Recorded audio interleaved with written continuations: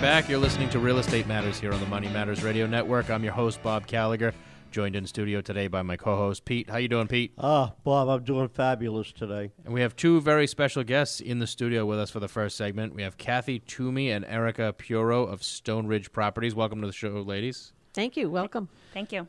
So we invited you on a little bit to talk a little bit about getting into the real estate market or into the real estate sales end of the business and a career in real estate. Correct. Can you tell us a little bit about how you got involved in real estate?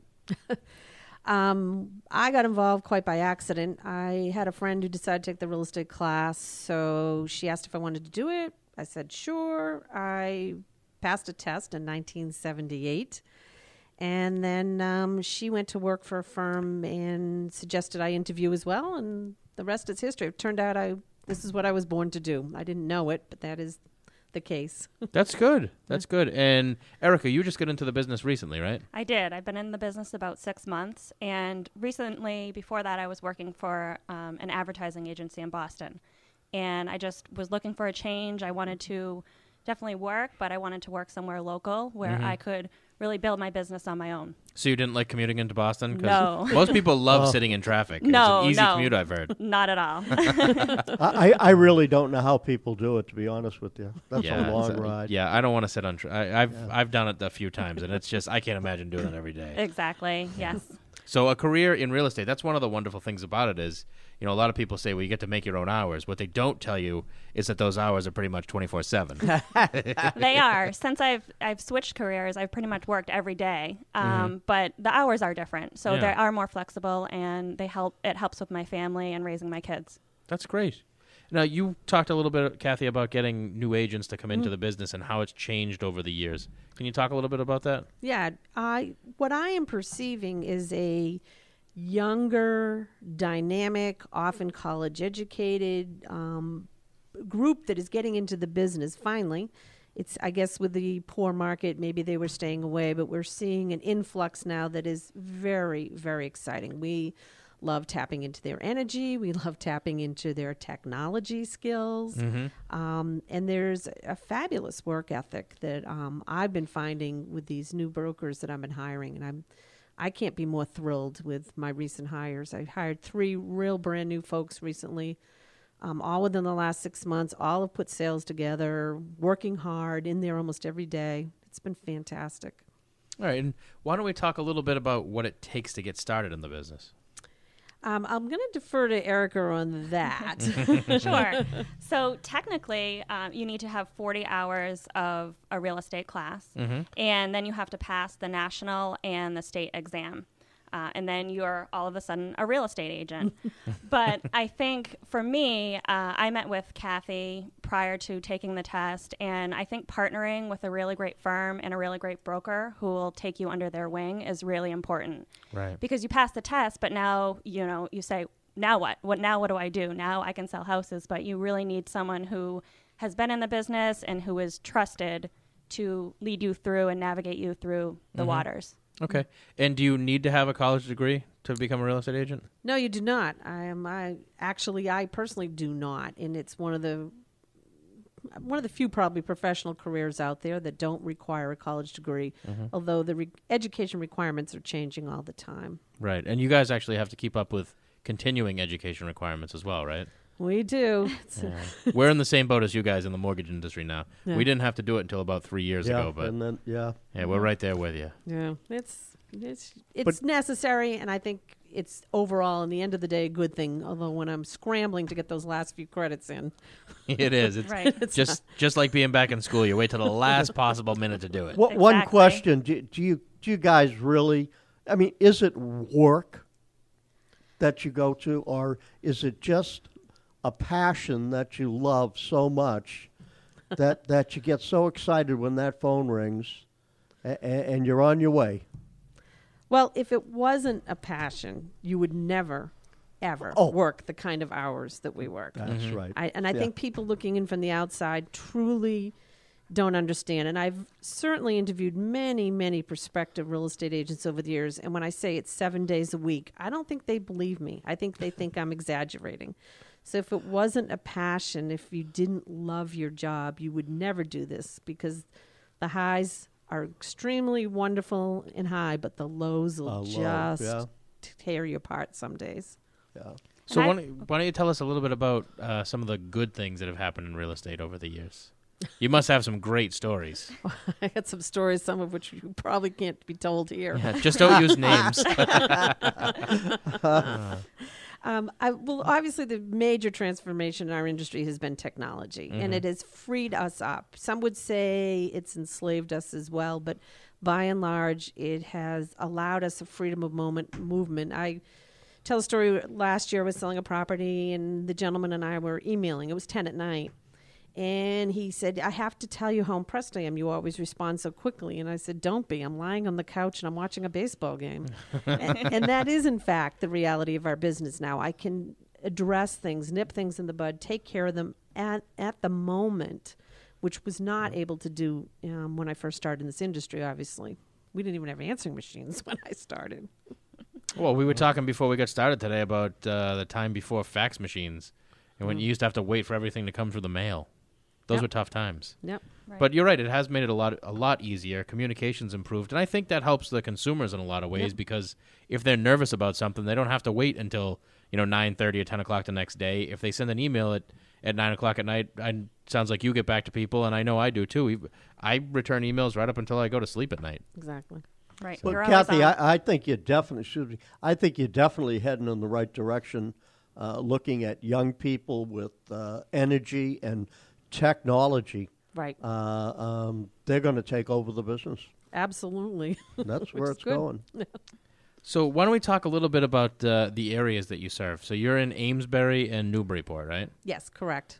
All right, I'm going to give out your contact info. It's Stone Ridge Properties, 978-388-0880. So if you have a house you're looking to buy or maybe a house you're looking to list for sale, give Cathy or Erica a call at 978-388-0880. Let's talk about what's going on in the markets in Amesbury and Newburyport.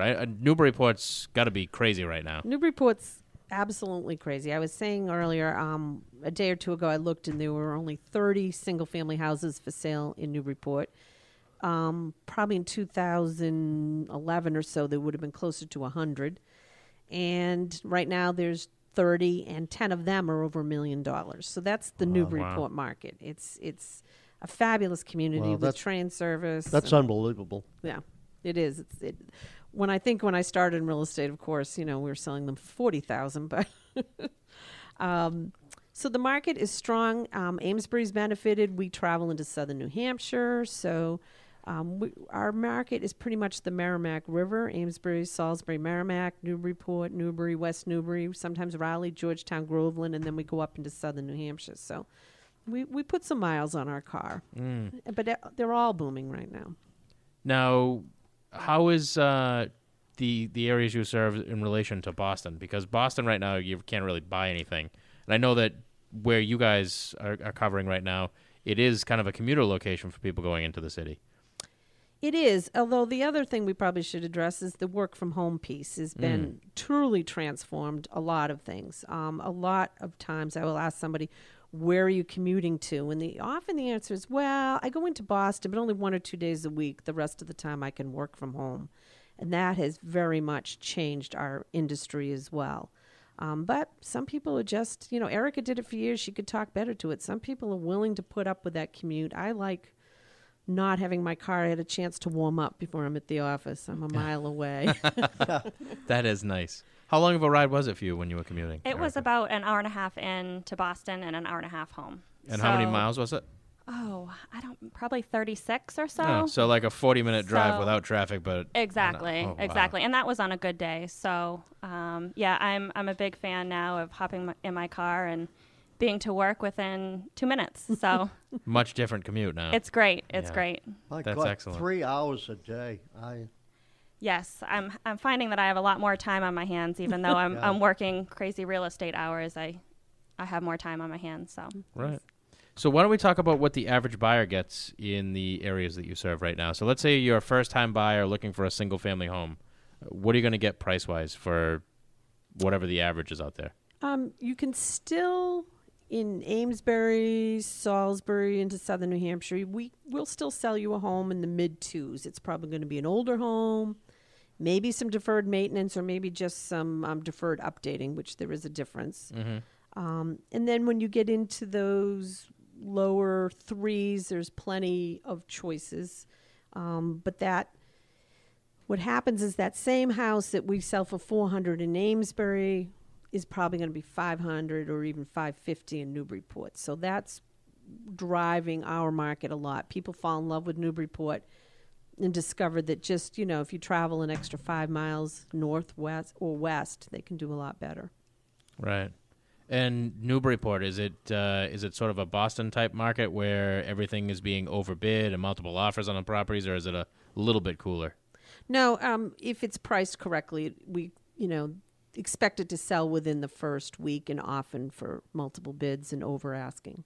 Wow. Yeah. And what is a typical buyer looking for when they move out that way? Are they first time buyers? Are they move up buyers? Are they like yourself, Erica, where they're just looking to get away from the city? Or a little bit of everything? A little bit of everything, I think.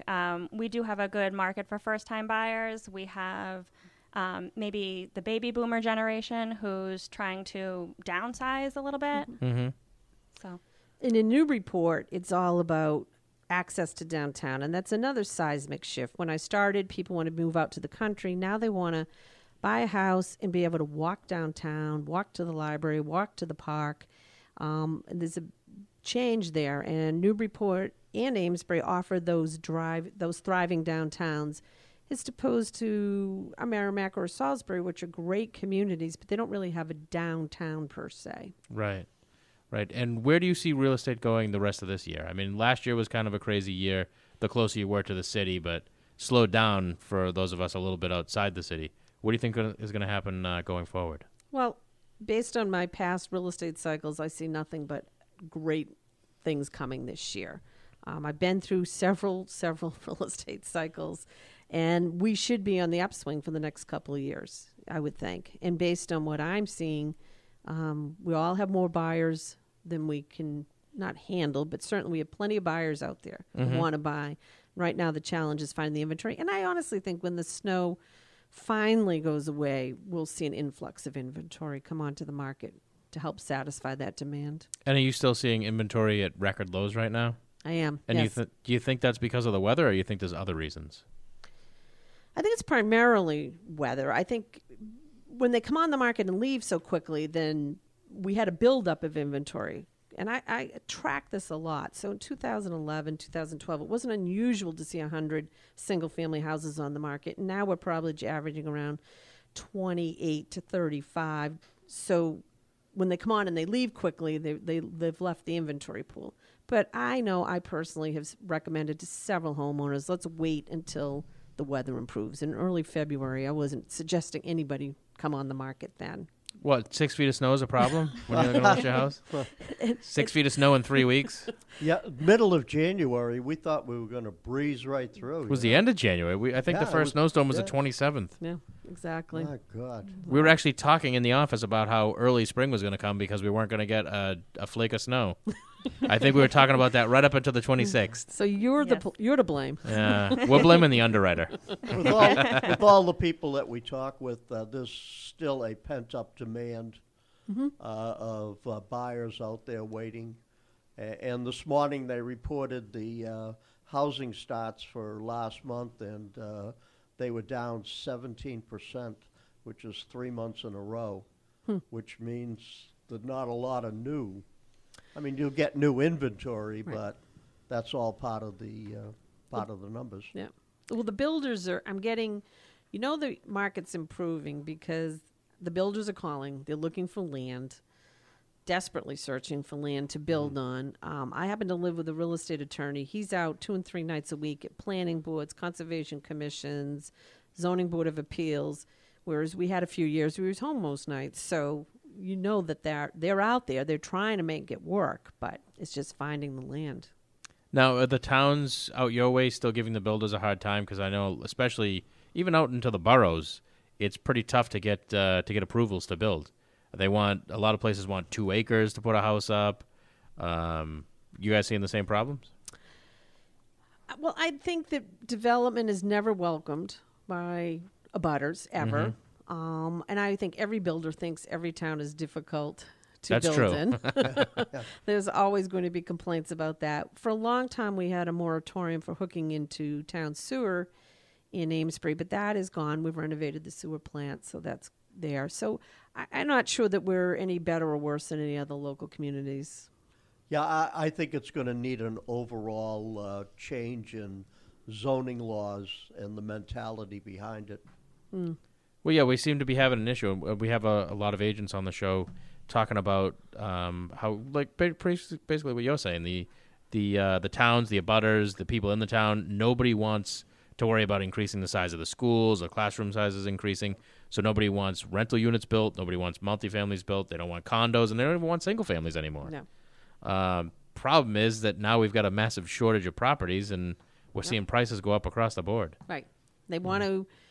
The common complaint is my children can't afford to live in to buy in the town they grew up in. But part of that problem is we've kept that development low. So. Right. Well, you know it's getting crazy when you're paying $500,000 for a multifamily in Chelsea. When honestly, I've got customers that are looking in Chelsea, they can't find a spot because multifamilies are almost $500,000 now.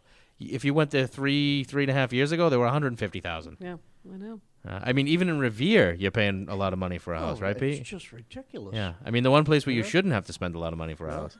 Believe me. The only value in Revere is down on the beach. Yeah, that's true. That's true. Well, I want to thank you ladies for joining us on the show today. Again, it was Cathy Toomey and Erica Puorro of Stone Ridge Properties in Amesbury and Newburyport. The number is 978-388-0880. We hope to have you back again soon. We're going to take a quick commercial break. We'll be back with more Get Real after this.